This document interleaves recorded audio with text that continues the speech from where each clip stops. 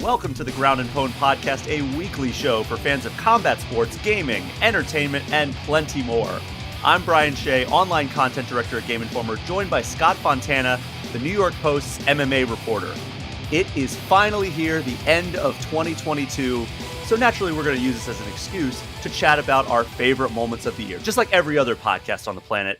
But rather than kind of having like formal awards, Scott, I think we should just jump into these categories and use them as kind of an excuse to highlight some of our favorite moments, games, fights, and all the stuff in between of 2022. Yeah, it sounds fun. Yeah, so by the way, let's talk about one news story right off the bat here, because I've got to get that off my chest. The price of the UFC pay-per-views going up again. Like, it's not surprising. It's one of those situations where it's like, I'm not surprised. I'm not angry. I'm just disappointed. You're just disappointed. It's like, it's such a bummer that, like, you know, we had this conversation at the start of this year where I was just like, you know what? They're starting to like really tighten the screws on me about whether or not I'm going to continue to be a paying UFC customer, because it's just getting increasingly more expensive. And like, it's like, I'm already a gamer. I already have one of the most expensive, non-extravagant hobbies you can have. Like, yeah, of course, like, I could be a car collector or something like that, and that'd be more expensive. But like, in terms of something that is a common hobby, I have a very freaking expensive hobby, and that is gaming. It's also my career, obviously. But following the UFC, is that the most expensive sport to follow? Is it the most expensive sport? Well, here's the thing. What are we talking about here? Are we talking about strictly from home, or are we talking about the fact that some people will buy, season tickets worth, tens of thousands of dollars? No, I'm just saying, just to follow it, watch it on TV. It's got to be up there, I would think. It's like what, that or boxing, right? Yeah, like, boxing has so many different promotions, so many different pay-per-views. Yeah, I wonder if it's even more expensive than boxing, to be perfectly honest. Because also, like, if you want to be like, if you just want to follow UFC, you have to have ESPN Plus. Then you have to pay the pay-per-view, which comes with now an $80 price tag plus tax. Bear in mind, you actually need ESPN Plus as just the gateway to even get a pay-per-view. You can't just get a one-off pay-per-view. You actually need to have the subscription service to even get the barrier down to do that. It's that old Ludacris meme Exhibit. The Exhibit meme where he's from Pimp My Ride, where he's like, I heard you like paywalls, so we put a paywall behind your paywall. Yep, that's about right. And it's just maybe that's why I was saying ludicrous, because it is ludicrous that they keep raising this price. It's ludicrous in the traditional sense of the word, and not A-Town Luda. Correct. It is. It's just, again, they keep inching me further and further along of like pricing me out of following this sport, because I mean, I already have become more judicious. I used to buy every single pay-per-view, every last one of them. And now I think I bought 4 pay-per-views this year, 5 maybe. And that number might even go down in 2023, because like, it's just absurd that they keep charging more and more. And like, this year, it's not like we had a ton of stars competing on these pay-per-views. Like, I was listening to the co-main event. We reference them all the time, but like, they were talking about how weird of a year this was for the stars of the UFC. We had Francis Ngannou, who fought early on in the year and then was out on both an injury and a contract dispute. Nate Diaz was pretty much given a death sentence to fight Khamzat Chimaev, and then that whole thing got a last-minute shakeup. Conor McGregor, for the much better, yes. Conor McGregor didn't fight. John Jones didn't fight. Israel Adesanya, fought a couple times, but lost. 3 times, lost in just like really shocking fashion in the moment. But like, we also kind of knew that had a possibility of happening. But like, it was just a weird year. But you know what? I'm going to push back though, at least on that, because what that event, first off, it was a grudge match in every sense of the word. It was a very fascinating fight. And I think that's the type of fight card that you would buy, like if you're budgeting, you're saying you're going to pick 3 or 4 a year, you'd probably do that one. And I did. I was a paying customer for that one. And it was worth the money, wasn't it? Yeah, I would say so. Like that time. I'm not saying every time it is. I'm certainly not trying to push back on the idea that they shouldn't, they should be, we should be okay with them raising the money. But that is one of those ones that I'm like, you know what? I would get it. Yeah. I'd pay, if they had like disproportionately priced pay-per-views, I'd pay more for that one. It used to be that, I would go to, I would buy every single pay-per-view unless like I had something else to do. Then they raised it a couple years ago and I was like, all right, maybe I'll buy like every like 9 or 10 of them per year. And then they raised it again and it dropped down to like 6 and 5 or 6. And now it's like, all right, well, maybe I'll buy like the ones that I'm really excited for. But like, God, it sucks. I know that people have kind of estimated out how much it would cost, and I think people are budgeting for 13 pay-per-views. I'm not sure that they would do 13 paid pay-per-views, but I wouldn't be surprised if they did 13 numbered events. So it could be more like 12 pay-per-view events. I'm just guessing here. It could be 12, could be 13, right?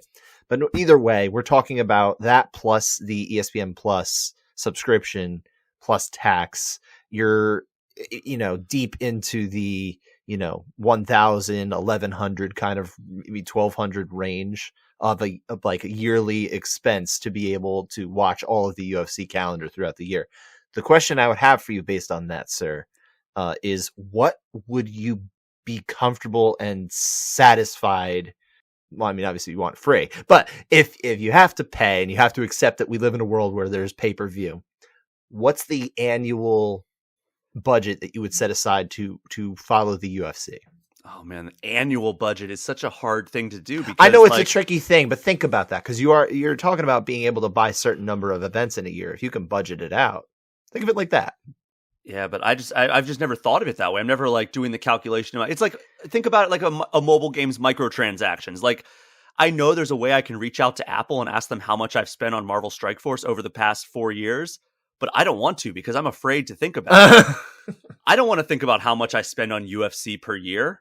I want to just be like, all right, yeah, I dropped $65, $75, $80, whatever it was at the time that month for that. And then, $9, $12, whatever the increased price of ESPN Plus is per month. Like I'm almost afraid to be like, oh yeah, I'd pay $1,000 a year for UFC related content. Because at that point, I start thinking like I start second guessing my decisions because like it's a lot easier to swallow saying like, all right, this was a really good fight card. They had a few fight nights this month. I dropped $95 on the UFC in February 2022 because, there were a lot of great fights. I don't feel so bad about that. But then when you look at it as a whole and you're like, man, I dropped $1,000 on the UFC in 2022. That's where it starts to be like, damn, like this needs to change.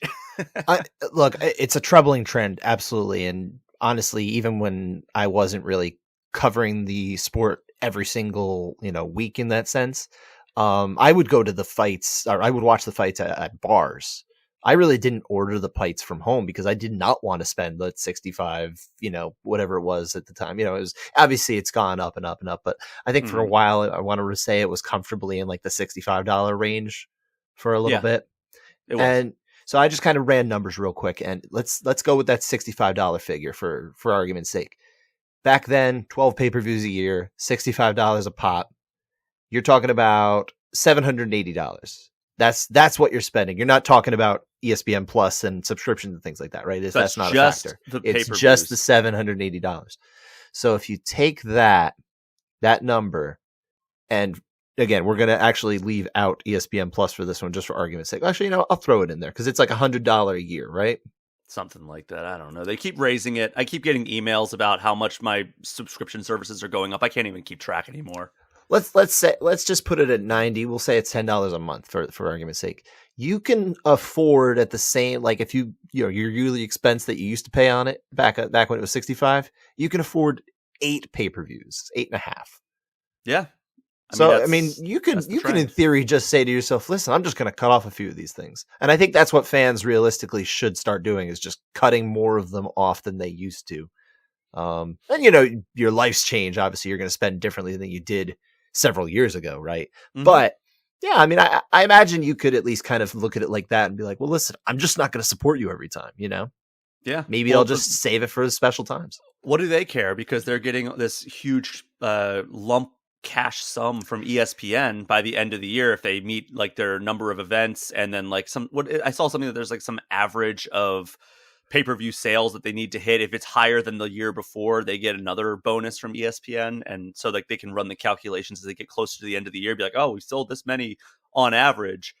Then like we can kind of go on cruise control for these last two pay-per-views as long as we hit this minimum threshold. It's a dangerous thing to do that though. And I think they would find that there would be repercussions of going on, cruise control, like you said, because let's face it, if ESPN is not getting the number of buys that they want either, that's going to affect the nature of their relationship going forward. And maybe they just don't get that kind of a sweet deal anymore, So they're always slaves to something, At the same time, it's just like, all right, well, they're really the primary goal for ESPN seems to have been with this signing of the broadcast rights from the UFC to get people to sign up for ESPN Plus, and that was a rousing success. 100%. That was a huge success, and I think that's going to be the primary motivator for them to maybe extend this broadcast agreement if they do in the future. I guess that remains to be seen, of course, but yeah, I don't know. I'm just looking, by the way, at our outline, and I try to ghost in like what we're going to be talking about as far as pay-per-views later on, and so it'll be like look ahead to UFC 283, which we'll talk about later. I've skipped next to it, and it says, "Is the main card worth your $75?" Going to change that to 80. All right, well, that's a good way to wrap it up. We're going to talk about 2023 a lot more in 2023, but Scott, the meat of this episode is the best stuff out of 2022, both on the gaming and MMA side. So which side do you want to start with? Let's start with the fights. We're already talking about the fights. Let's keep it here. And we could close out with the games. But yeah, so we've got, we wrote down awards. This is technically awards, but really it's just kind of like a way to just discuss kind of some of the fun, reminisce, and can we give out a few of these as awards along the way? Sure. No one's getting a trophy or anything, but yeah. Well, if we can come to a consensus pretty easily, then I think that we might as well declare somebody our whatever of the year or some game whatever of the year. But we can see, or we could be deadlocked, and then we'll just we'll do it again. Say, screw it, mistrial. Yeah, but all right. Well, we have several categories that we're going to use as basically ways to just kind of look back at the year that was. Scott, do you want to start with favorite night of fights of 2022? Yeah, I do actually, and I mean I'll lead with it because I know we already referenced it.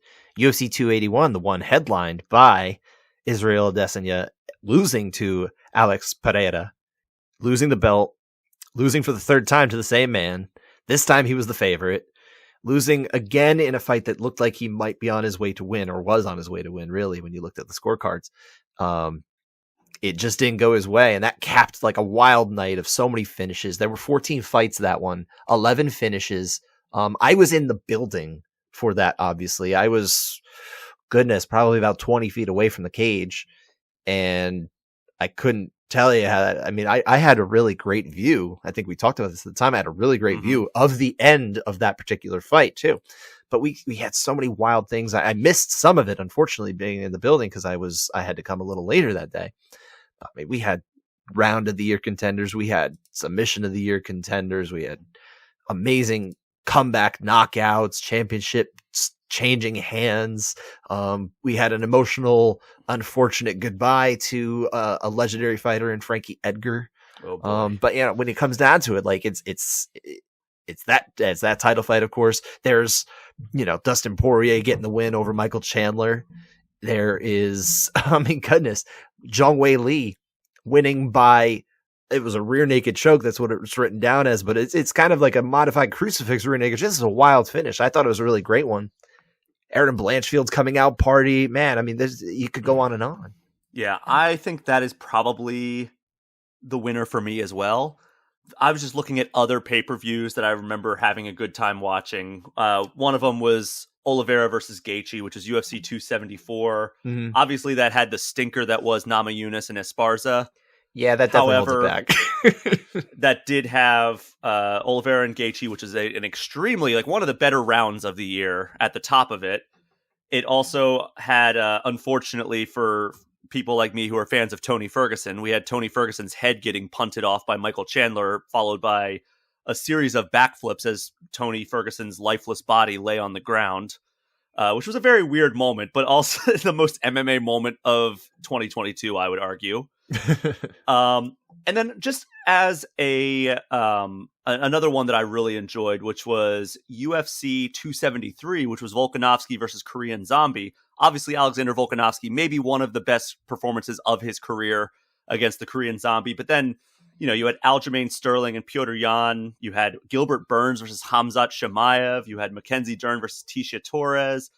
Very solid card all around. You had an Ian Gary fight on there, Anthony Hernandez. So yeah, that's, I think, maybe my runner-up as far as numbered pay-per-views are concerned. I also do want to give a shout-out to the International Fight Week card, even though, a lot of people were underwhelmed by Adesanya versus Cannonier. Another masterclass performance by Alexander Volkanovski was in the co-main event, and then that was kind of the elevation moment, I think, for Alex Pereira knocking out Sean Strickland in the first round. Let me give you another runner-up, I would say, or another in the conversation worth mentioning here, and that was UFC 275. That was on June 11th in the United States, but it was actually June 12th in Singapore. June 11th being my birthday. That was a great card because it was capped by one of the greatest fights of all time. Yep. Yuri Prohaska getting the another comeback victory in the 5th round to have a title change hands over Glover Teixeira. We had a surprisingly close battle between Valentina Shevchenko and Taila Santos. Now, granted, I think it wasn't quite as close as maybe some people do. There's some people who think Taila Santos won. There was one scorecard that went her way. Mm-hmm. I don't agree with that. I'm pretty sure Shevchenko at least did enough to win, but it was let's say a closer fight than people expected. And Zhang Weili, the through line with all of my favorite events of this year, getting the incredible spinning back fist knockout of Joanna Jędrzejczyk to retire her, at least for the time being. Yeah, that was a terrific card as well. I was in LA for that, actually. Mm. I was at Summer Game Fest, and I left a party that was held by a major publishing company. And I was like, I'm going to go meet some friends and watch this at a dive bar, this UFC card. And yeah, it was funny. Like the number of people that were just like on the full spectrum of UFC fandom and MMA fandom. There was a guy who was just like there because he threw some money down on a couple of the fights. And he was literally just yelling, "Go Gray Shorts" at one point. There you go. And there were other people who, they obviously had some martial arts background. And they're like breaking down like one of the like some of the fighters like guards and like some of their back takes and everything. And I'm like, all right, these guys know what they're talking about. Other people were talking about like historical moments, like in Glover Teixeira's career. I'm like, all right, they know what they're talking about. And then, my friends also are probably about the same level of fandom as I am. Or like, we're like, oh my God, this is like a crazy fight. We're talking about Teixeira and Prohaska. So yeah, that was an incredible fight night card. Unfortunately, I did miss the start of that fight night. I got there just after Zhang Weili ended Joanna Jędrzejczyk's career. Oh, that's brutal to have missed that. I hope you got to catch up some of that. I did. Yeah, I went back and watched that afterwards. Good. But I was getting texts from my buddy as I'm like, I don't know how much time you spent in LA, Scott, but it's very unwalkable. You're used to New York. You can walk anywhere in New York. You can look at a map and be like, all right, I can walk like 12 blocks and get there in a reasonable amount of time.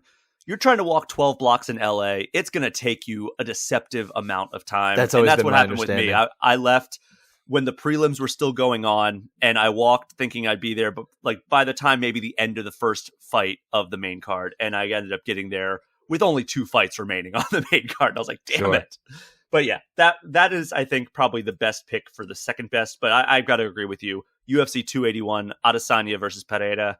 Just an amazing end to a great night of fights. Zhang Weili obviously recapturing the belt from Carla Esparza. Another fight of the night contender with Dustin Poirier and Michael Chandler.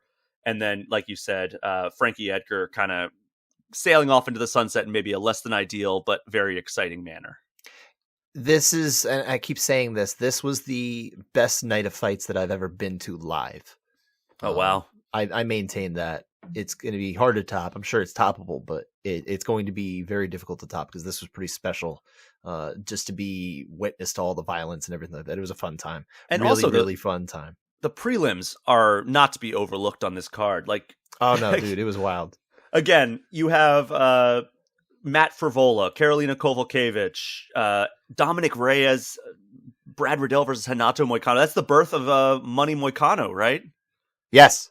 That's Money Moicano's Yes, coming is. out party. And that was, I mean, that was just a great prelim card, great main card. I think that's the winner, the consensus pick for us on the Ground and Pound podcast. Now, what about, because obviously this is a whole night of fights. Let's hone in on the one moment from the calendar year in MMA. The most memorable MMA moment of this year. What would you say that jumps to mind for you? Like when you look back at this year, and if you can pinpoint the year, what are you going to remember? This was such an interesting year for last minute comebacks in championship fights. Whether you're talking Pereira versus Adesanya, whether you're talking Prochazka submitting Glover Teixeira at the 5th round, or my pick, which is Leon Edwards knocking out Kamaru Usman at the very tail end of the 5th round. Everything about that moment is memorable to me, even having watched it after the live broadcast of it, because everything about it's perfect. The kick is flawlessly executed. The way Usman falls and just the sheer disbelief after it happens of John Anik's call was our perfect encapsulation of how you'll watch a TV show and they'll have a character that is clearly there to say what is on the audience's mind. Sure. That is what John Anik did in that moment when he yells, "No way!" I was just like, that is exactly what was happening in my head. But it's also moments after he had said that Leon Edwards is not cut from that cloth to just give it in and pack it in. Like Dean Thomas was saying. Just so prescient. I mean, that was like an all-time sequence of calls from anyone in MMA as far as a play-by-play man. Yeah. I think that's a really special element of this, but I don't want to, not that John Anik doesn't deserve some praise there. It was great. He really framed the moment very well, but I mean, you got to give it to Leon Edwards. You got to give it to his coaches to prep him, to rev him up for that moment. Cause he really did look kind of listless for quite a while in that fight, whether he was or not. It's just how he looked.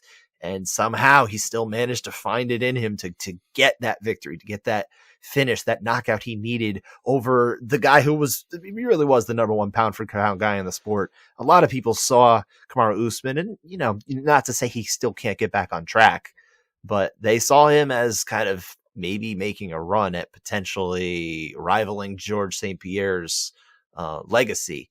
Mm-hmm. It's very hard to top that, so I want to preface it by saying that, but nonetheless, he had that potential, and again, probably still does. Yeah, I mean, but that speaks even more to the fact that Leon Edwards was able to beat him, and it was different than when, comparably GSP lost to Matt Serra, right? Mm-hmm. A little earlier in the career, he hadn't built up the same momentum, the same invincibility, that kind of thing.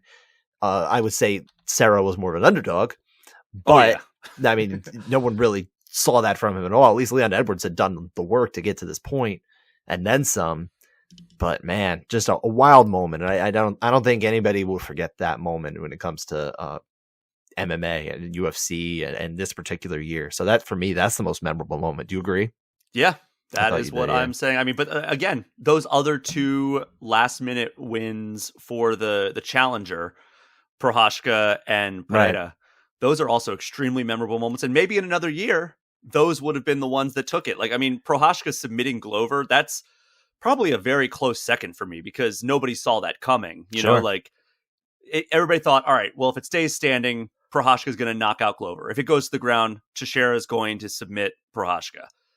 Nobody really, realistically, I think, predicted that Prochazka would submit Glover. Not only submit Glover, but in the 5th round after one of the most chaotic, absurd title fights in UFC history. And he was definitely going to lose that too. Prochazka needed to finish that fight. He was going to lose on the cards. Just like Edwards, just like Pereira. They were all down on the cards. What's funny is, and there's a 4th fight that's almost like this. It kind of, it does and it doesn't deserve to be grouped in. It's not a memorable moment. I want to put it that way. It's not a memorable moment. But there is a 4th 5-round comeback title fight where a fighter avoided losing, and that is Magomed Ankalaev, who came back, storms back, and got a 10-8 round on 2 judges' cards to secure a draw. Yeah. against Jan Blachowicz in the final headliner of UFC's pay-per-view calendar year. So that in itself was also a fifth round comeback too. It doesn't go down as a finish. It's not memorable, but No. I thought it's worth pointing out there are 4 title fights now that we had fifth round comebacks to change the direction of what would happen. And I just thought that was fascinating. This kind of hit me actually while we were talking. Yeah, it's a really noticeable trend in this year in especially the UFC. But like the fact that we had so many come from behind championship performances, I guess we'll say, since Ankalaev was a draw. Sure. That's something that is worth calling out, especially as we look back at 2022. It's definitely a pattern that I think, especially at the championship level, people are going to recognize that, man, there's still drama in these fights. It goes all the way to the end. As long as there's, I mean, look, sometimes you watch a fight and it's just completely non-competitive. And that's not even what Leon Edwards' situation was. He wasn't winning the fight, but he also wasn't getting just brutalized. We've seen that. Those fights shouldn't go on. But if they're still, if they're still on their feet and they've got their wherewithal and they're trying a little bit to fight, you can't count them out. No, not at all. And I think that is a great example of why I would never bet on MMA. Fair enough. Let's go on to the craziest knockout or submission of the year. Now, I do want to preface this by saying that I'm looking more when I bring this category up here, this talking point, conversation piece, what have you. It's not so much, oh my God, I can't believe that knockout happened out of nowhere, right? Mm-hmm. It's, Leon Edwards, right? You'd think maybe that would be a viable contender. I'm thinking like, oh my God, look at that technique that happened. I wouldn't have thought that could happen, or I've never that kind of blows your mind kind of thing, right? Mm-hmm. Or just something that happens so rare that when it's brought out, you just get really hyped for it. You know what I mean? Yeah. Does anything jump to your mind, or do you want me to kind of lead this one off? There's 2 that immediately came to mind. They're actually kind of similar. Okay. And that is Zhang Weili against Joanna Jędrzejczyk, because of how that first fight went, and both women taking so much punishment, such a back and forth nature. And then you have this unbelievable spinning, it's a back fist, right? It wasn't I believe elbow. It was a back fist, yeah. Okay, because I know that the other one on my list was a spinning back elbow. So this one... And I know who that is. Yeah, so this one was just because of the nature of that first fight, everybody expected it to also be a back and forth war, and then Zhang Weili finished it the way that she did. Another one, which is very similar, would be Molly McCann over Luana Carolina, which was a spinning back elbow. That was also her first finish in the UFC. So it was something that was a bit of a surprise in that regard. And also I think a lot of people, when it happened, because it happened pretty early on in the year, were like, oh, that's going to be back KO March, of the year. That's going to be KO of the year. And then, we had some pretty spectacular knockouts over the course of 2022. Field. So what do you have? Oftentimes we're only talking about UFC when we talk about this, but there's a billion things that you could shout out from other organizations, be it big or small. I'll give you this. I'm going to pick one from UFC, and then I'm going to pick one from kind of world at large MMA. Mm-hmm. Number one, and there's a billion that I could name, but I'll leave out. Look, if you want to know some good ones, just follow Kaposa. He shares them all. There, he's got that stuff covered, right? But number one, the UFC one that I would point out, and this one blows my mind because of how long it took for us to understand what we saw, and that was Irene Aldana. Yes, with the up kick to the liver knockout of Macy Chasson, because no one knew what the heck happened. All of a sudden, the fight's just over. Chasson's not fighting anymore. It's like, what happened? We watched the replay. Oh, she got blasted by a heel to the liver. It was like, what? What? Yeah. That was wild. That was one that came to mind for me as well. Yeah. But yeah, that was that was one of those ones. It was almost like, who was Shane Burgos fighting? Was it Edson Barbosa? Yeah. Where it kind of took him 3 seconds to really click off. Well, the body kind of gave up before the brain did in that case. I've talked to Shane about this. He maintains that he cognitively was fine through the entire experience, but that the body, I don't know what exactly it was, but I guess it seems like just the body just stopped responding. but it was one of those where it's like, what just happened? And then you had to go back and watch it, and then like watch it in real time, or not real time, but slow motion, and watch like the rippling effect of like, all right, she just got heel to the liver, and then like how long it takes your brain to like receive those signals from your body that happened. And when you're watching, I mean, you kind of assume like, oh, there was a foul or something. Like, what happened here? And all of a sudden they're like, no, it was a finish. Fight's over. And then you watch the replay and it's like, oh, good God, that was like, you're not going to see liver upkick knockouts. Like, no. I would go out on a limb and I'm going to say we're not going to see another one for bare minimum 10 years. Not anywhere in the world. I don't care where it is. Like, Cambosa's not going to find one either. It's one of those things like, yeah, sometimes we'll see people pull off an incredible knockout, and then you'll see a bunch of people try out that same technique. This is one of those that, like, yeah, it's just going to randomly happen. It's almost random. It's not, but it is. You know, it's obviously it's intentional on Irene Aldana's part, but it's just not going to happen. It's like it's like an RPG critical hit.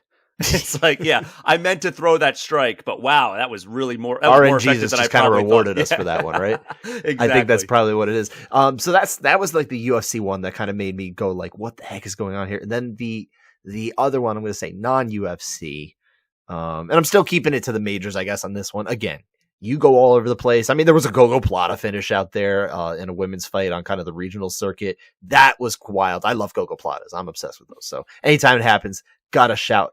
That was out as well. But for me, the non-UFC submission that was kind of just crazy for me was Stevie Ray getting his modified twister on Anthony Pettis to get the win.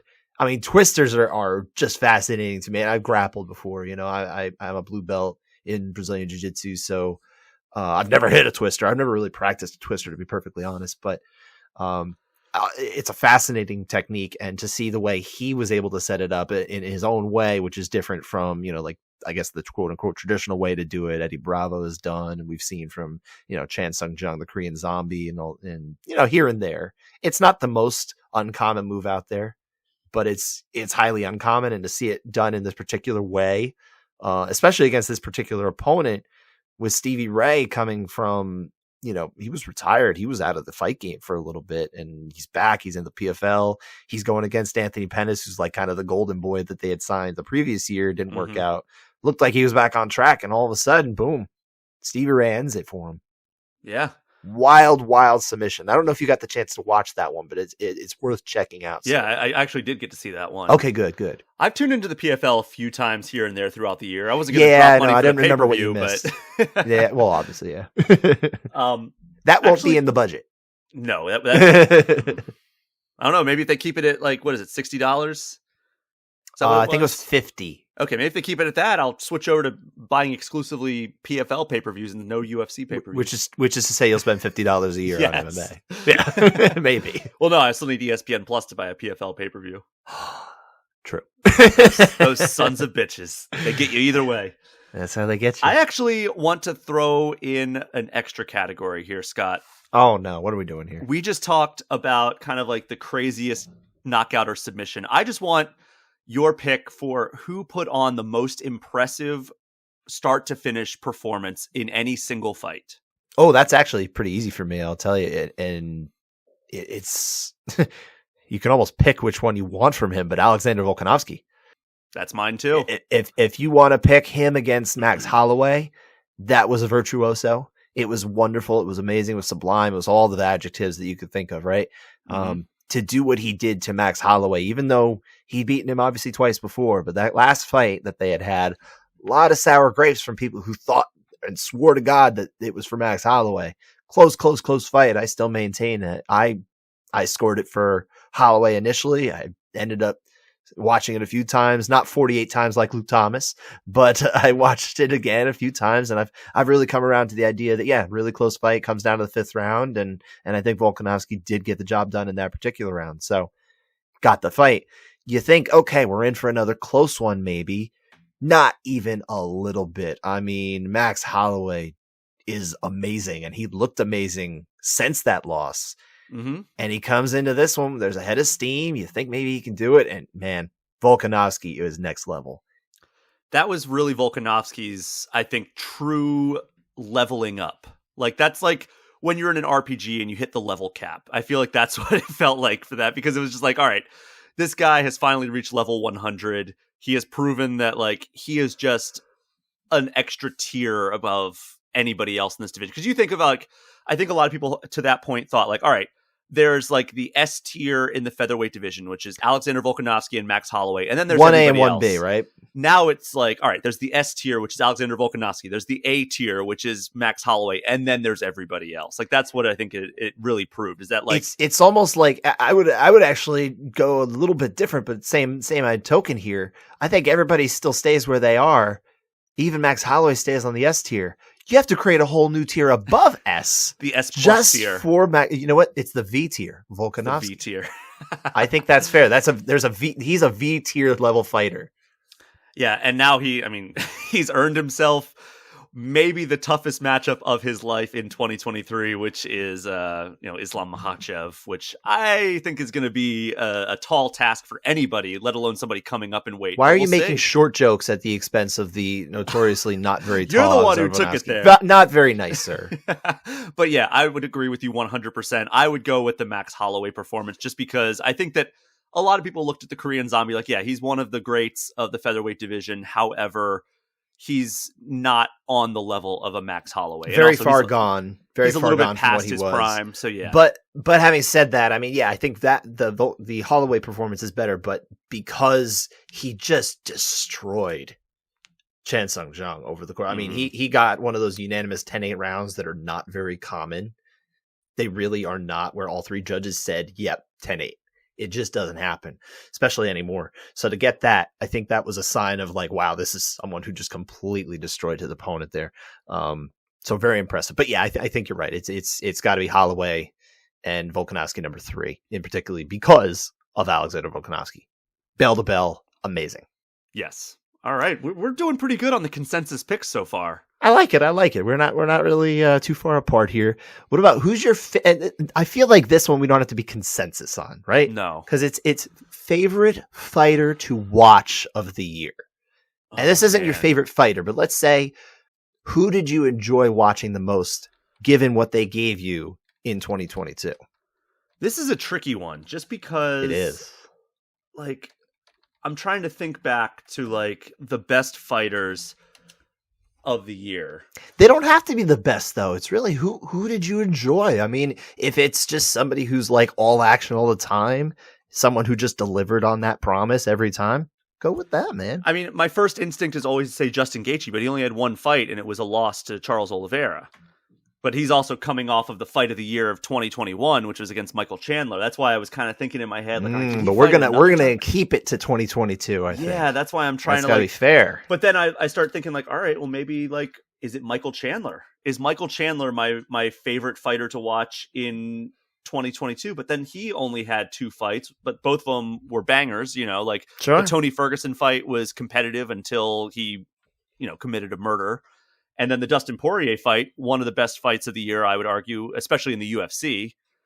And so maybe that's that. It's just really hard to, like, put it together in terms of, like, who was my favorite fighter. I will say, when it comes to, like, names being on a card, if a pay-per-view is put out by the UFC, a pay-per-view card is put out and advertised, Michael Chandler is one of those fighters where if he's fighting, I'm like, oh, that really boosts the profile of this card for me. Like, in terms of, like, my likelihood of dropping money on this card. Sure. I mean, Justin Gaethje is the ultimate, like, all right, I'm paying for this card, or I'm watching this card no matter what. But yeah, I think because he had 2 fights, both of them were really fun. It might be Michael Chandler.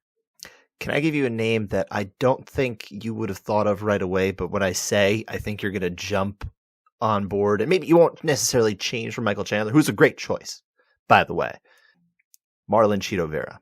Yes, that's a good one. I think he is really someone who, and it actually coincides with the day that we're recording this. We're recording before Christmas on this one, because Brian and I would like to enjoy the Christmas holiday unimpeded by planning a show. So we thought we could do a less timely one, of course, right? This day is when we find out that Marlon Chito Vera is going to be fighting Corey Sandhagen Oh, what a in banger. an awesome February clash. I had no idea that was announced. Surprise! You're in That for is some the surprise. fun. Can I throw out, because that's a really good pick. Do you have anything else you want to say about that? Well, I mean, I would say that he just looked fantastic against Rob Font in the first headline. By the way, he is now a must watch headline level fight night guy, right? Yeah. Up until the point he will eventually fight for a belt, and if he keeps up, if he gets through Sandhagen, he's fighting for the belt. He got to. But he looked really terrific against Rob Font. And what's crazy about that fight is he put up much less volume than Rob Font throughout his 5-round decision victory. The strikes landed so much lower, and at the end of the fight, absolutely no one is saying, well, Rob Font should have won. It's because that's how thoroughly Marlon Chito Vera was able to hurt Rob Font in every single round, even as he was getting outlanded. Yeah, I mean, I thought that was going to be a very competitive fight going in. And it was in some ways. It really was. Because we're talking about the fact that he was outlanded. I mean, he was getting, I don't want to say Marlon Vera was getting hurt by these, but he's absorbing a lot of strikes, right? Rob Font doesn't just sit back. He's putting volume out there. He's touching him. He's landing. But when Vera wants to land and he gets it, boom, it's boom. And it changes the course of the fight. And he did the same thing against Dominic Cruz later in the year. This time he actually finishes Dominic Cruz head kick knockout, 4th round. There are no excuses about any referees who might have been, smoking cigarettes or drinking alcohol or something like that beforehand. Nobody watched that finish and said, oh, that was stopped early. He was out. Yeah, that is, yeah. I love my pick. I actually feel really good about my pick. That's a really good pick. Can I give kind of a pick I don't think I thought of initially, but is probably up there now that I prefer you didn't. No, okay, we're going to move on. No, what do you got? Alex Pineda. Sure. No, absolutely. Because, he started the year, he went 3-0 this year. 2 of those are by two of the wins, or all 3 of the wins are by not finish. I believe he won a decision at the beginning of the year, if I'm not mistaken. That's what I thought. I don't have his Tapology I'll pull page open right now, but yeah, I mean, with his pedigree coming into the UFC, I was like, all right, I want to keep my eye on this guy. And then as he kept winning, I was like, all right, I'm really interested in this. And then obviously, like, his knockout of Sean Strickland was spectacular, and then his performance against Israel Adesanya was amazing as well. So I think that's maybe not my pick, but he's certainly up there. He deserves some note. We've obviously made note of him already during this show, so that's fitting. It's fine. He won a decision over Bruno Silva back in, when was that? That was February, I believe. March. That was on the undercard of Thiago Santos versus Magomed Ankalaev.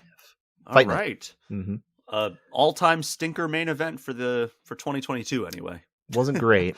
No. Was not great. I think that that covers that category pretty well. I think we could close out now just talking about the 3 most entertaining fights that we watched this year. And look, that's not to say best fights, right? It can be a slop fest if we had fun, if we were entertained. I just want to make sure it's opened up to that. We don't need to be violence connoisseurs in any sort of erudite way where it's like, oh, like, let's put it this way.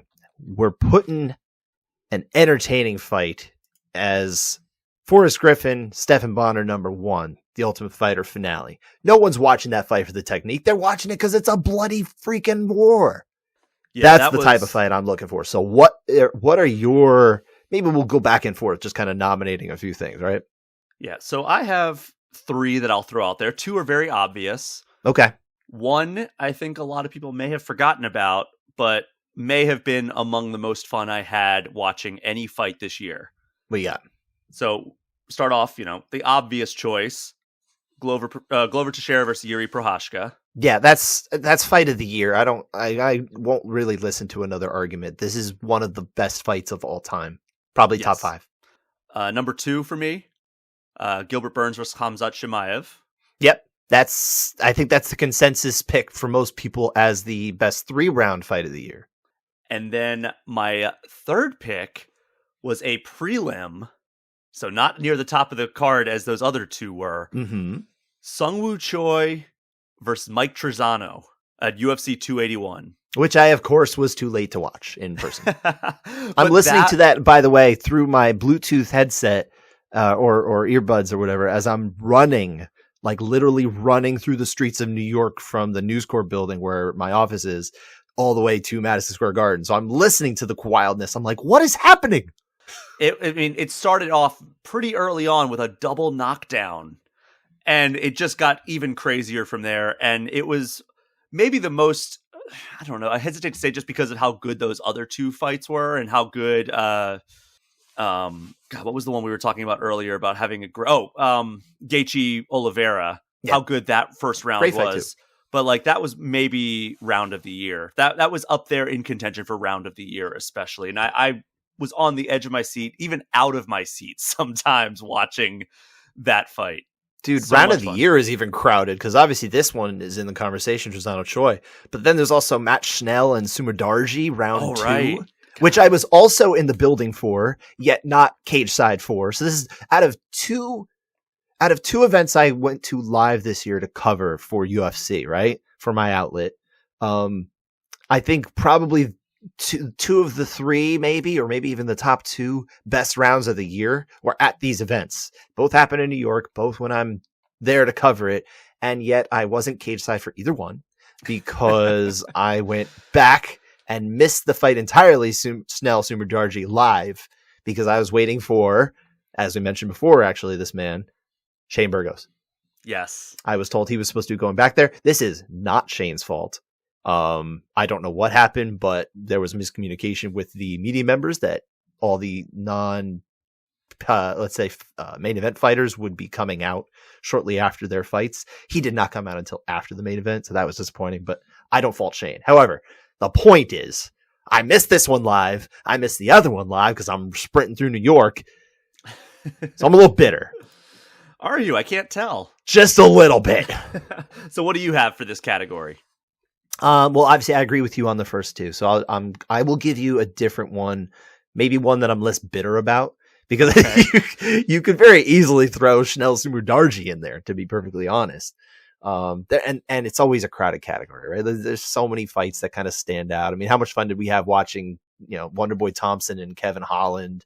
Arman Sarukian and Mateusz Gamrot was another fun one, but a little sour because people complain about the scoring. That's the one thing too that sucks. Yeah. People just they like to. It's almost like they want to suck their own fun out of it because they like to complain about the scoring. I have a whole podcast where I talk about the scoring, but you know what I don't do a whole lot of? Complain about the scoring. We just talk about it.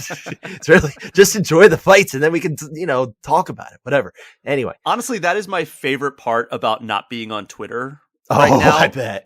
It's just like I can enjoy stuff and not have to be like, oh, well, people are going to say that I'm an idiot for liking this. Yeah, I stopped caring that people care that I like something or not. I know I have weird tastes and all that stuff, so I'm fine with it. But I will say the third one that I will highlight for you, Davis and Figueiredo, Brandon Moreno number 3. Okay. Which happened way back at the beginning of the year. We had almost forgotten about this fight, but it was a really fantastic fight to the point where even where we have Figueiredo, and granted the series is tied up, right? It's 1-1-1. Yep. Despite all of that, we are very excited for the 4th fight between them because every time something fun is going to happen, they always seem to produce fireworks one way or the other. And this was an incredible performance from Figueiredo. It was really an excellent effort on Moreno's part.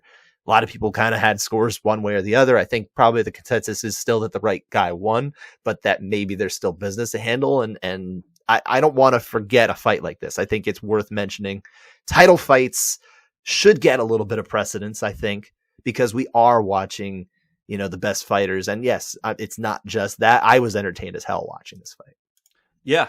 I mean, I completely forgot that even was in 2022. That's how long this year has really stretched on and on and on. Like that feels like if you asked me what year that happened in, I would probably tell you summer 2021. That's how Yeah, long ago that's that fair. feels. That's fair. Well, I think they fought one of those times in summer 2021, right? I'm sure they did. I don't know. They're going to fight every year. It's Everything's the way blurred it works. together. Yeah, it's just every single year we're going to The annual Figueiredo Moreno fight.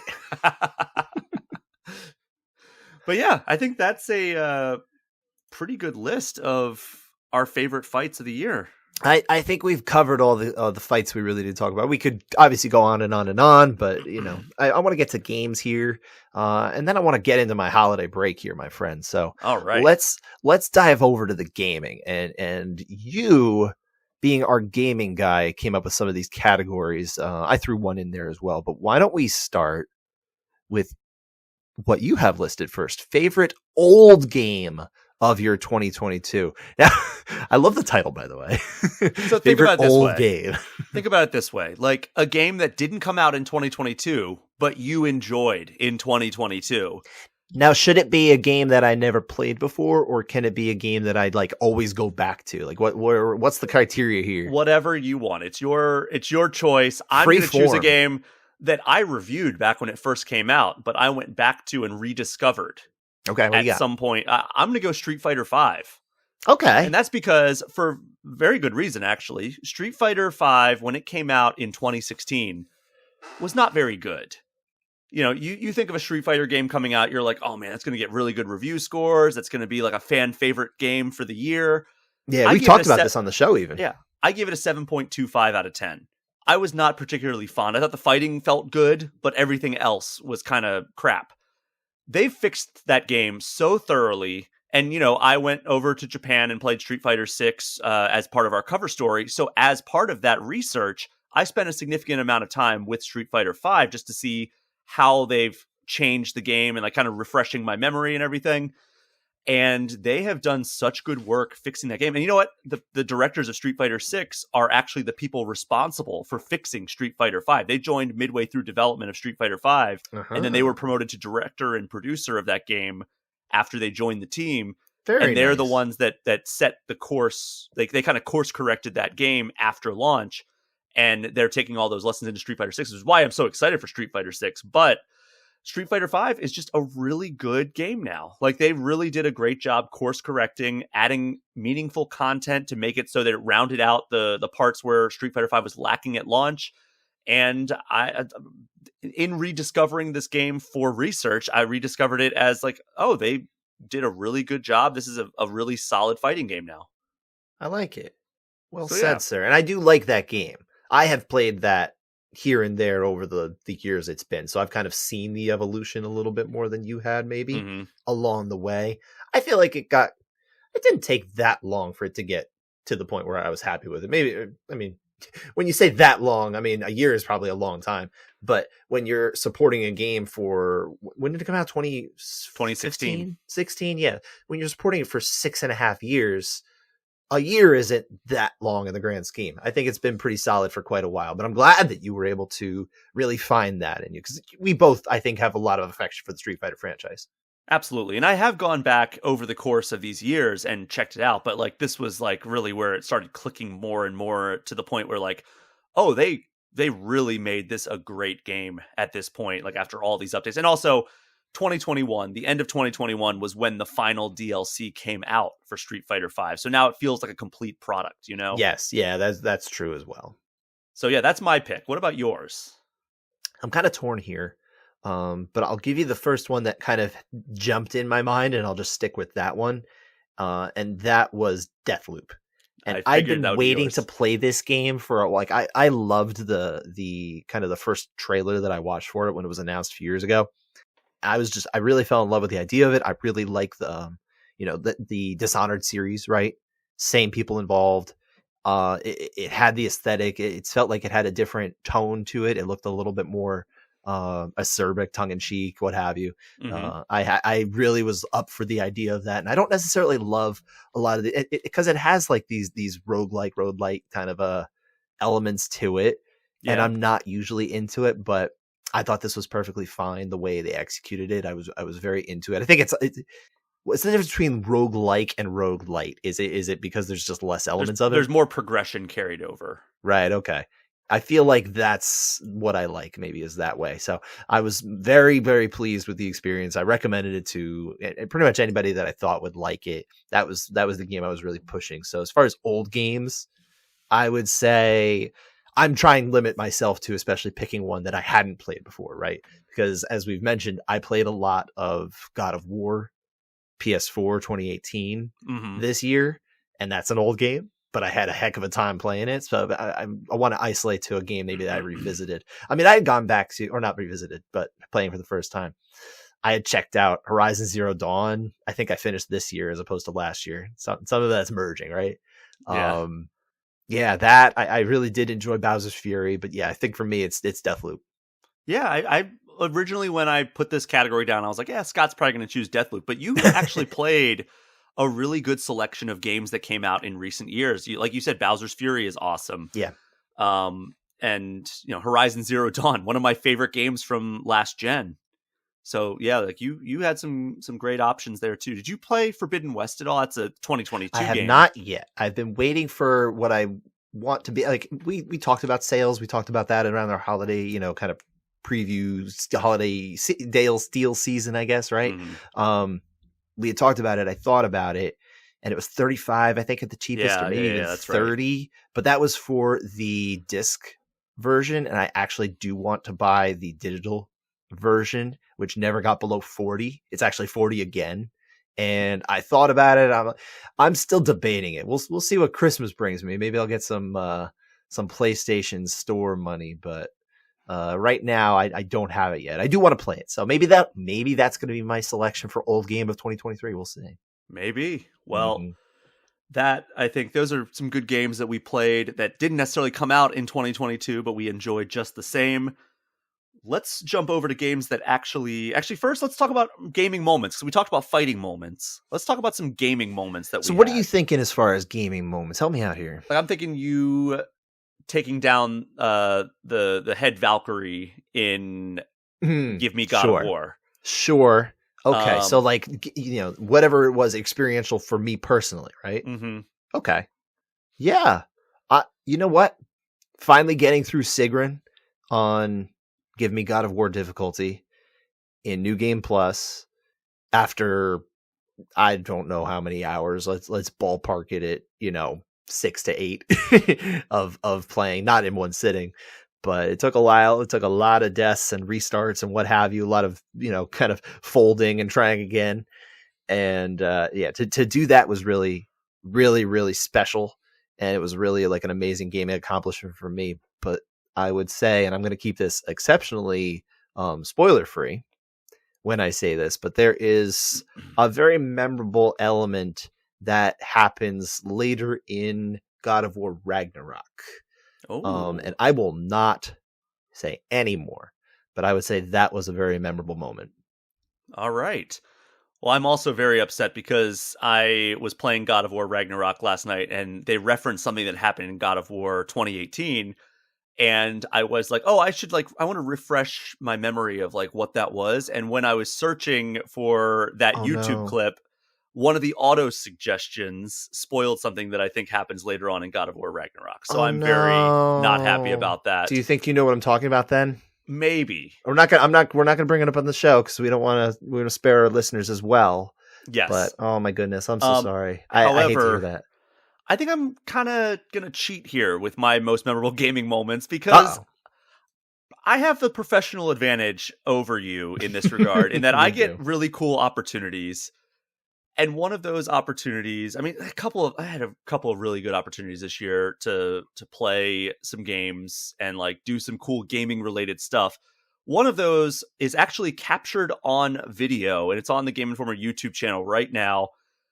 It's going back to Street Fighter. When I was in Osaka, we actually got the director and the producer of Street Fighter V and Street Fighter VI to come with us to an arcade in Osaka. Yes, you've talked about this. And the video is finally live on our YouTube channel, so you can watch them actually talk about why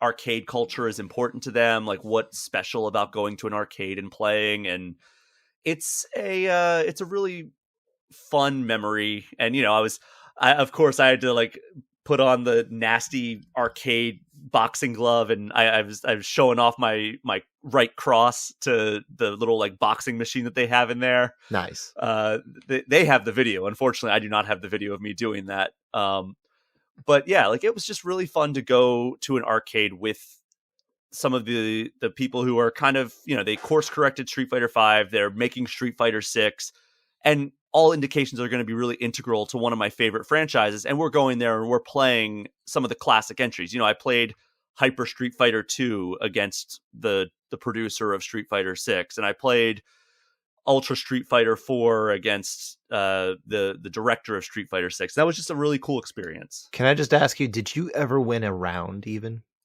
They were going easy on me, I'm pretty sure, because I think the director, Takayuki Nakayama, I think he plays competitively, and I took a fair amount of rounds from him.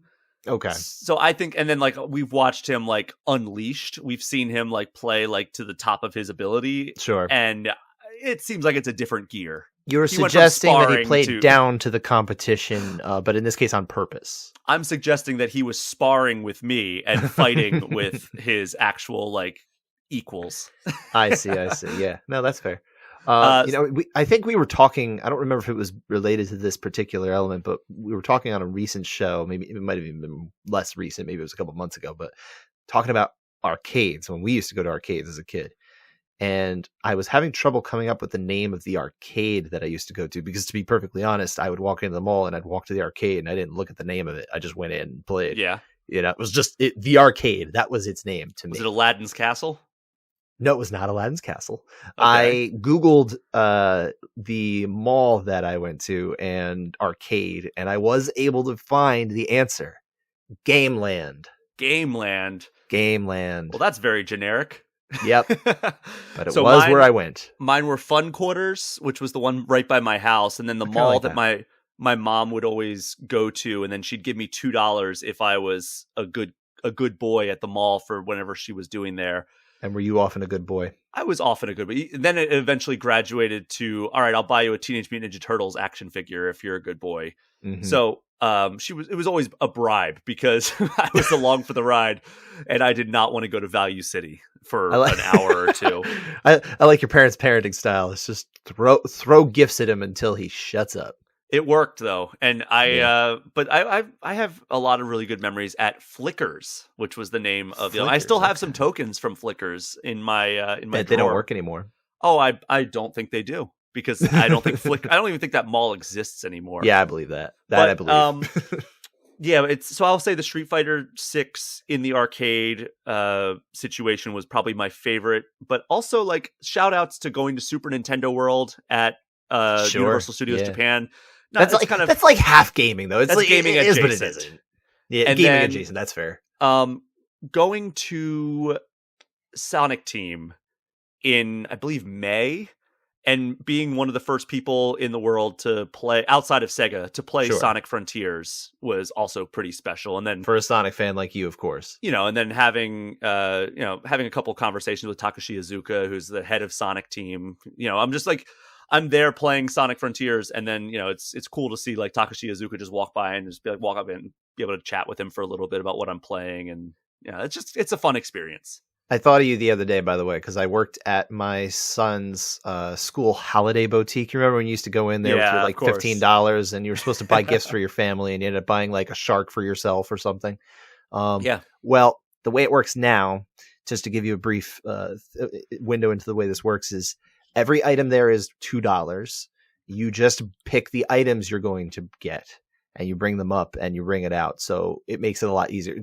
This is a school that goes up to 3rd grade. We're not talking about older kids that can do a whole lot of, monetary math and that kind of thing. So I'm simplifying it, right? Mm-hmm. But I was helping out a little boy in my oldest son's class. He's in 2nd grade.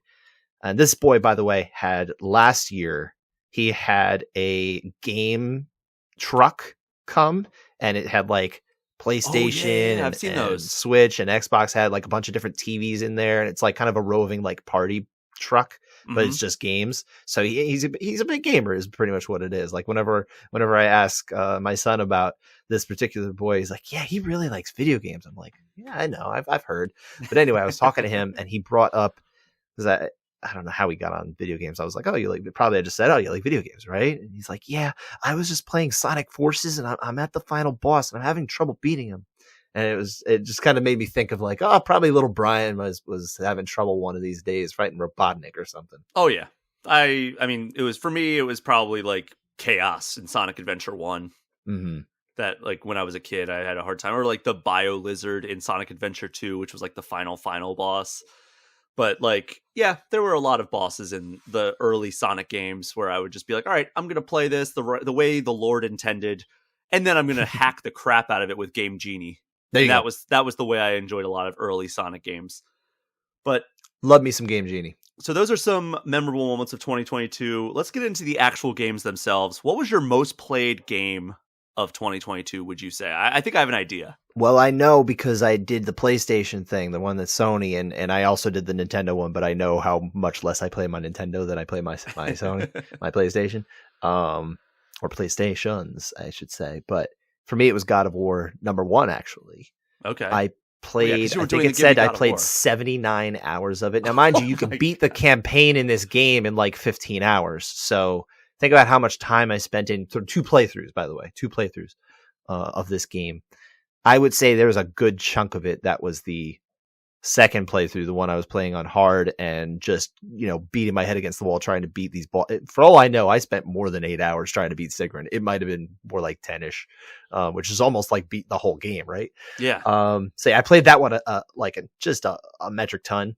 And then I played God of War Ragnarok just about as much, to be honest. I think I put in like 50 hours in that one too. So which feels between like the two of them, that's like 30% of my gaming for the year. Jeez. And it's not, when you say 30% between two games, they're single player games. It's not because I only played 12 hours. I put in like a cumulative 120 hours on these two games. Good Lord. Yeah, I think that takes it for you. I would not have done it any other way. I'll tell you what ranked actually really high though too. Probably higher than you would think for a game like this. Teenage Mutant Ninja Turtles Shredder's Revenge. How many hours do you think I logged? For a game you can beat in 3 hours. 23. 40. Jeez. I played a lot of this game, dude. I love it. It's a good game. And they just put out an update, by the way. They did. Yeah, for both Shredder's Revenge and Cowabunga Collection. So Cowabunga Collection, you told me about the Cowabunga Collection one, yeah. They added an SNES online, which is amazing. That's great that now you can play the best Turtles game online, the best version of the best Turtles game Turtles online. Turtles in Time. Then here, I'm reading the Shredder's Revenge stuff here. So it involves custom game options. So now you can add free play. You can add Radical Ninja, Doppelgangers, which I guess lets you both select the same turtle. Oh, neat. Old School Super, which means super attacks take health instead of ninja power. Boo! No way. It's an option. It's an option. That's fine, but no. Who would do that? Revives, all kind like exploding bad guys. So like when you beat them, they blow up. All right.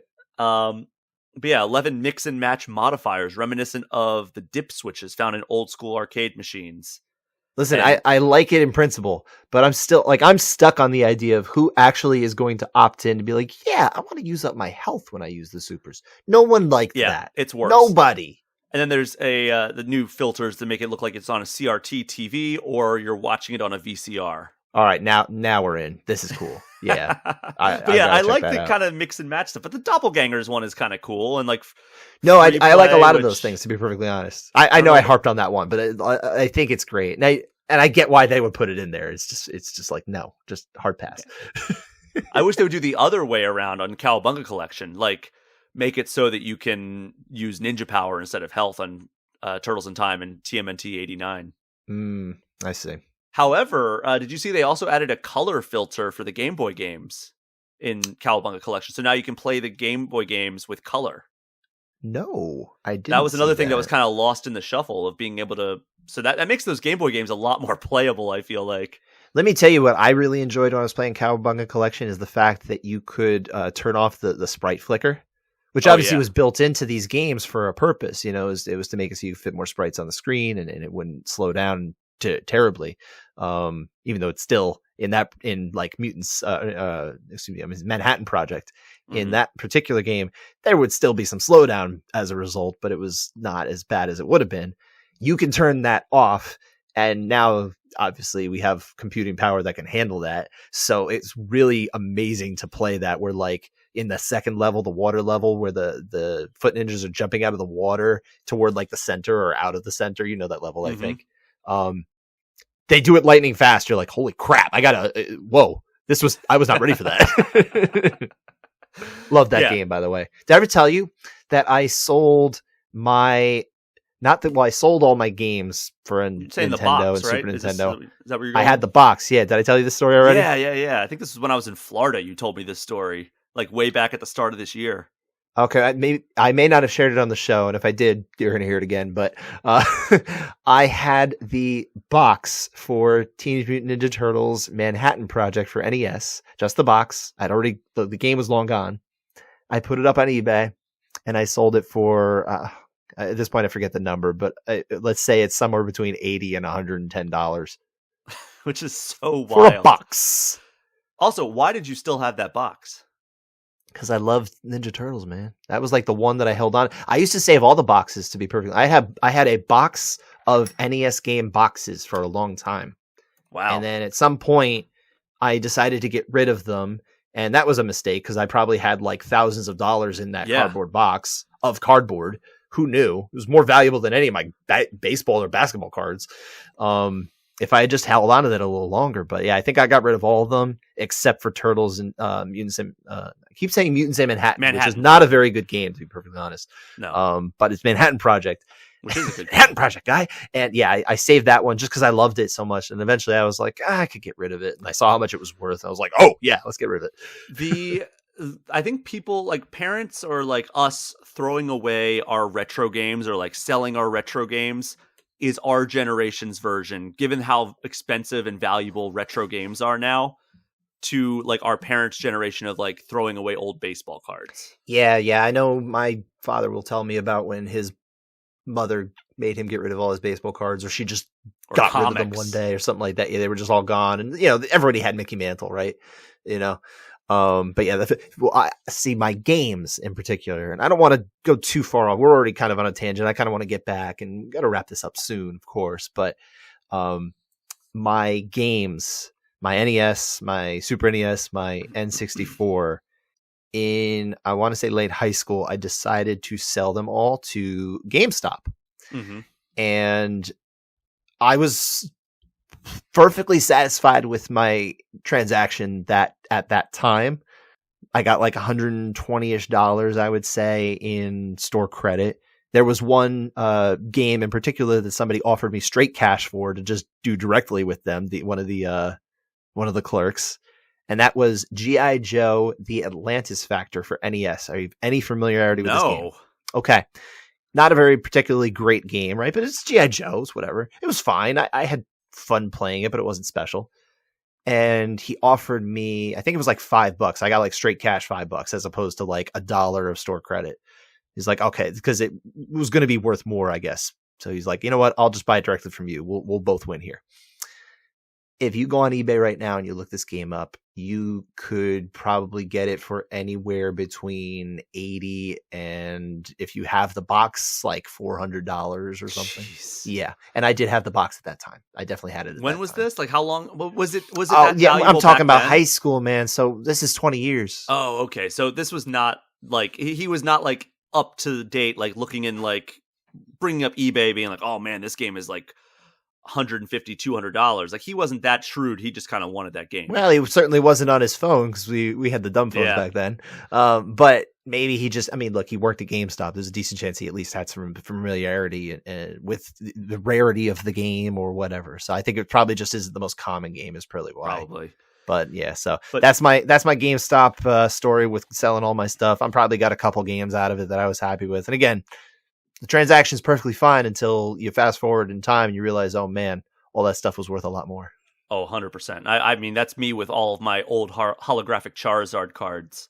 Oh, yeah. I sold many of those for between $16 and $36 when I was a kid, and now they're worth thousands. Jesus, they were worth like $100 back then. What are you talking about? Some of them were. I mean, that's the thing is, like, I was thinking like, all right, well, Pokemon fad, it was fun while it lasted. I should get rid of these while they still have some value. That was kind of my thought process because it seemed like it had peaked and was starting to go down. And boy, oh boy, was I wrong. Yeah, which segues directly into my most played games of 2022. And what do you got? Unsurprisingly, all three of these are games that I reviewed, which are Pokemon Scarlet and Violet, Pokemon Legends Arceus, and Sonic Frontiers. As you might imagine, when you review a game, you got to play a lot of it. So it makes sense that the three kind of like big open games that I reviewed this year are my most played games of 2022. Stands to reason. And I liked all of them. I think all of them are very good games. Some of them have some technical problems, but overall, I look back on all three of those with pretty great fondness. And there's a chance I replay any number of them. All right. Well, I'm glad. I hope you do get to finish some of the very special games that came out this year that you don't get to spend as much time on. And I have a feeling at least one of them might be one of your favorite games of the year. You want to kind of just dive into real quick what are some of your favorite games of the year? I will just bring up a list. So as a video game journalist / media member / personality, whatever you want to call it, I keep I call you Brian. I'm just going to show you. The listeners can't see this. I have a running list of all the games that I played in 2022, and I have them ranked from my favorite to my least favorite. All right. I'm just going to give you my top 5. Just rattle them off. Yeah. Go from really 5 up. So 5, Horizon Forbidden West. Okay. And this is very subject to change. So if you pick up a copy of Game Informer, honestly, I'm taking my entire break, my time off here, and I'm going to get caught up on all the games that I missed. That is my plan for my break. This is Brian's rough draft. So this is very much subject to change. And also, I'm giving Elden Ring another shot as we speak. So it's not included in here. But my top 5, Horizon Forbidden West is number 5. 4, Vampire Survivors. 3, Marvel Snap. I am just completely obsessed with that game. 2, Pokemon Legends Arceus. And 1, God of War Ragnarok. Boom. And by the way, in case you're wondering where Shredder's Revenge falls, because I know that's on your list, that is number 7 for me, right behind Marvel's Midnight Suns. You know what? Respect. That's good. I appreciate that. It was a good year. I didn't get to play as many new games as is often the case now. When I was reviewing games, man, I probably there were some years I think I even reviewed as many as like 25 games for my outlet. That was in addition to covering sports. I was kind of double dutying it. That was a lot of work, but now I find myself a lot more behind. So that's why we're talking about a lot of my favorite old games of the year. That's probably the better way for me to answer these questions. But I'll tell you the 2 games that really jumped out at me from this year that I played, and they were the ones that I was looking forward to. They're the ones I spent the most time and energy on this show talking about. They're not going to be a surprise. Number 2 is Teenage Mutant Ninja Turtles Shredder's Revenge. We already talked about it. I don't think I have to add too much more. I played it a lot. And then number 1 is God of War Ragnarok, which completely delivered on everything I could have hoped it to be. I don't know that it exceeded it because the expectations were just so lofty. Yeah. But I think it met my extremely lofty expectations. I think it's just a total amazing experience. And I cannot wait. I truly cannot wait, Brian, for you to finally finish this game so we can talk about it. I played it for about 3 hours last night, so I'm making progress. That's progress. I appreciate that. You got a long way to go, sir. Edge of my seat here. I got no one. I don't know anybody in my circle who's actually beaten the game, so I have nobody to talk about like certain things with, and it's just driving me up the wall. Well, I plan on playing more today, so we're going to inch slowly closer to that finish line, just like this episode is. We have one more category, Scott. Yes, we do. And that is and this was the one that I kind of added late in the game because I thought it would be kind of fun. We don't only talk about games, right? Games is a big thing. Obviously, we talk about fighting. But on the non-fighting side, we do talk about other forms of entertainment, movies, TV shows, what have you, right? We know Brian loves his Marvel stuff, or at least he can't get enough of it, right? But I wanted to kind of merge the idea that of the entertainment factor with these things. So maybe it's not the best, may not even be I don't know if it's your favorite or what have you, but the most entertaining game, movie, TV show of 2022, essentially piece of entertainment. What was you most entertained? What were you most entertained by? I was kind of approaching this in a different way, and I was just going to say, like, here are my 3 favorite TV shows or movies. Since we talked about games, You so can much do that already, too. That's fine. I'm going to say the ones that I enjoyed the most. I'll say Severance, which was on Apple TV Plus. That's a terrific show. I was on the edge of my seat that entire season. That was the first season, which is great. I'll say the Sonic the Hedgehog 2 movie. I really had a great time with that movie. That came out in February. But I will give a special shout out to Black Panther Wakanda Forever. I think that was an excellent way to kind of honor Chadwick Boseman's legacy while continuing the story of Wakanda and the Black Panther mantle. But I think maybe my favorite piece of entertainment in 2022. Oh God, it's actually, I just thought of, I forgot that Better Call Saul wrapped up in 2022. It did. That's probably my favorite piece of entertainment period in 2022. But the show that I had the most fun with, Peacemaker. I had a blast with Peacemaker, which is the James Gunn. Was that this year? I believe it was January of this year. Oh, okay. Because I caught it later, but I didn't remember when it actually had started. I'm not trying to, knock your thing out on a technicality. No, it started January 13th, 2022. Okay. And wrapped up February 17th, according to this. No wonder it felt like last year, because it was almost last year. It's the Davison Figueiredo, Brandon Moreno 3 more or less of entertainment. But for real, like, I cannot recommend that show enough. It is so much fun. It has connective tissue to the greater DC universe that is apparently getting nuked by the same guy who made Peacemaker, which is James Gunn. But, it's just a I'm super sure some fun things time. will get grandfathered in, sir. Well, Henry Cavill's not. No. Unfortunately. No, he's not. He just made that announcement. Also, Black Adam is not, that we also learned about, at least not in the early stages. He may come back, but The Rock is like 50-something now. So we're going to have to maybe, he's going to be ripped forever. Who are we kidding? Yeah, what are you talking about? He is in way better health than you and I. No, I'm not saying anything about that. I'm saying, like, how long can we how long can we put him off? I'm saying, in terms of, like, I don't know. But anyway, Peacemaker. You're just trying to diss The Rock? Well, The Rock says this. No. The Rock is also, I've been listening to some entertainment reporting lately, and it turns out there's some kind of sketchy stuff around the release and early reported numbers and how Henry Cavill played out with his DC relationship. I don't know. I want to spoil anything here. But apparently The Rock and his people were pulling some strings behind the scenes. This is a report that I was reading to kind of try to disrupt the plans that Warner Brothers and DC had for the DC EU. And it may have been a result of why, one, Black Adam wasn't in a Shazam movie, which is the whole purpose of the character. Two, why Henry Cavill is not coming back in a future role. And three, giving some misleading numbers to some reporters in terms of how well it did at box office. Yeah, I saw that part at least. So, that is, and I can talk to you about it afterwards about why I'm not saying more about some of those elements. However, because I don't want to spoil it on the show. But, we're getting off track here. I also want to give a shout out to Andor, which is a very, very well-made Star Wars show that doesn't have to feel the need to beat you over the head with a baseball bat that is labeled Star Wars every step of the way. Like, yes, it's a show about the rise of fascism and extremism, but it takes place in the Star Wars universe. And yes, the Empire is used as kind of like the catalyst of that.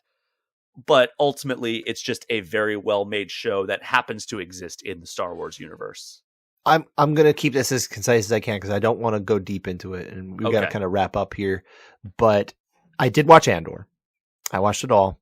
I think it is a terrifically well-made show, and I think it is a wonderful entertainment product that does obviously touch on some real things that usually Star Wars is not kind of capable of.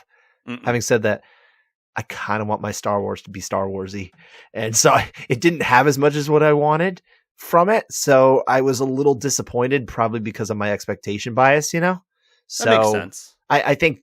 I can't help it. That's how I felt when I was watching it. Did you like Obi-Wan? I liked parts of Obi-Wan. Yes. I liked the beginning and I liked the end, and the middle dragged. That's and exactly how I felt feel like about you it. could have made that to be a 2.5 hour movie cutting out the middle, especially because there's probably a good 2 episodes that you could just straight kind of skip more or less and just say, oh, remember when Leia gets... All right, are we in spoiler? Do we care for spoiling? This is your spoiler warning. I'm about to talk about things in Obi-Wan in Kenobi. some of the TV shows that we were talking about, right? Leia is kidnapped. Young Leia is kidnapped at one point early in the series. She's recovered and then kidnapped again. And then she's recovered again. We don't need that. Cut the whole thing out. There's a lot of stuff that, again, it should have been a movie instead of a TV show, but I get it. Disney wants stuff on Disney Plus. So put a movie out on Disney. I don't care. That's fine. I mean, they're starting to do that. It seems like Marvel is starting to move away from, all right, this has to be a series. They just announced that the Armor Wars show that was announced for Disney Plus is going to be a theatrical release now. And then, of course, there's the Guardians of the Galaxy holiday special. There's the Werewolf by Night holiday special that came out. Very underwhelming, that one, by the way. I'm sorry. Really? I haven't watched either of them. I did not enjoy it. Maybe you will, but I did not enjoy it. Okay, well, I will. The Guardians special was fine. It was fine. I plan on watching both of those probably by the end of this year, but I just haven't. Well, you should watch the Guardians one before Christmas. Yeah, maybe. Who knows? Of course, we're recording. Christmas has already happened, so who knows? Maybe he's watched it by now. Probably not. But I think that's. I mean, what else? What you didn't give your list, did you? No, I didn't. Andor. Not Andor. Okay. No, that was one that I had watched. For me, I would say my 3 entertaining. All right, God of War actually would probably top my list of most entertaining, like game, movie, TV, what have you. It would actually be my number 1 favorite entertainment experience of the year. Okay, but I'll mirror you. I'll pick non-games. I'll pick 3 non-games. Number 1. Actually, no, these are out of order. It doesn't matter. But probably this one is number 1 anyway. The Batman. That's a very good one. Yeah, I forgot about that. Very, very much enjoyed The Batman. I've watched it several times. I just showed my wife actually recently. She thought it was fine. She doesn't respect Batman the way she should, but that's okay. I still love her. So that's probably number 1. And then I would say again, it's either 2 or 3. House of the Dragon, I was very into this year. I didn't get to talk about it much because you aren't really you're not engaging with HBO Max at this point. No, I'll resubscribe in early January when they do the Last of Us series. But yeah, I'll catch up on House of the Dragon then. I hope you do because it's there are things about it that maybe some people didn't love, but I also read the book that it's based on, so I already like kind of know where things are going, and I thought they did a really good job of setting it up on the TV series. There's some really standout performances on there as well. And it was really enjoyable, kind of reignited the flame for me for the Game of Thrones franchise. The video franchise, of course. I'm all about the books. If George ever wants to write a sequel, get around to Winds of Winter, please. Didn't he say something like he's like 50% done? I thought he said like 70 or something like that, which if you extrapolate means he'll be done in like 4 years. Based on his rate of success. Anyway, so yeah, House of the Dragon, that would be another one. And then, goodness, my last one, it's kind of tough, but you know what jumps out at me? What's that? Top Gun Maverick. I never saw that either. I swear to you, I never in a million years thought I would be saying Top Gun. Anything was one of my favorites. I do not have a high opinion of the first Top Gun film. Not a big fan. I've watched it. I think it's bland. I think it's dated, especially. I mean, maybe it was a product of its time, Oh, it absolutely. But like, is. I don't know. It's just, I don't really enjoy it. I really don't enjoy it, and I don't feel anything for the characters. Having said that, I watched this movie because everybody said how good it was. I was not going to watch it, and everyone's like, "No, it's really good." I'm like, "All right, fine, I'll go." And I'm like, "Oh wow, this was a fantastic movie going experience. This was really, really wonderful." The best thing it's just a great film. The best thing that came out of that first Top Gun was Highway to the Danger Zone. Well, yeah. And an enduring song. For that alone, Top Gun is an all-time great movie. And I'm saying this as somebody who has only seen it in parts. Whenever it's on TV, I would just be like, "Oh, I'll watch this for a little bit and then turn it off." And then I don't think I've ever watched Top Gun from start to finish, the original one. I mean, I've never seen Top Gun Maverick. It's not necessary. But like, yeah, I think overall, I've probably seen the entire movie in pieces. I hope you get the chance to watch it. You have Paramount Plus, right? Yeah. For I probably believe another it just 2 months. hit Paramount Plus on this day that we are recording, December 23rd. Hey, well, there I you go. highly recommend you watch this during your break. It really is just a fantastic movie. I couldn't stress it enough. I have a list of all the stuff I need to try to do over the course of this break. So Are any of them like productive things, or is it just entertainment stuff? No, it's just all entertainment stuff. Good. I like it.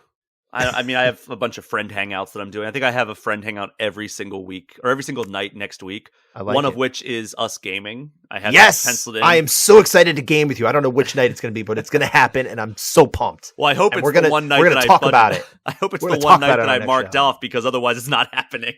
Because I have plans every other night. All righty. Well, that'll work for me.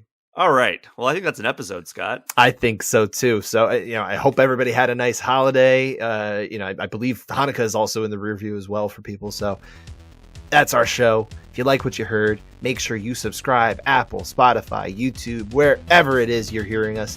While you're at it, would you kindly follow our social handles at Brian P. Shea and at Scott_Fontana. On certain platforms, yes. Twitter, Instagram, wherever we are, one host. Yeah, wherever we are. Look around; we might be there. And of course, you can reach us with questions, feedback, topics you'd like to hear about, or just letting us know what you're hyped about, or even your favorite stuff of 2022 at groundandpwnedpod@gmail.com or at groundandpwned on Twitter. Until next time, enjoy the fights, enjoy the games. We will talk to you in 2023.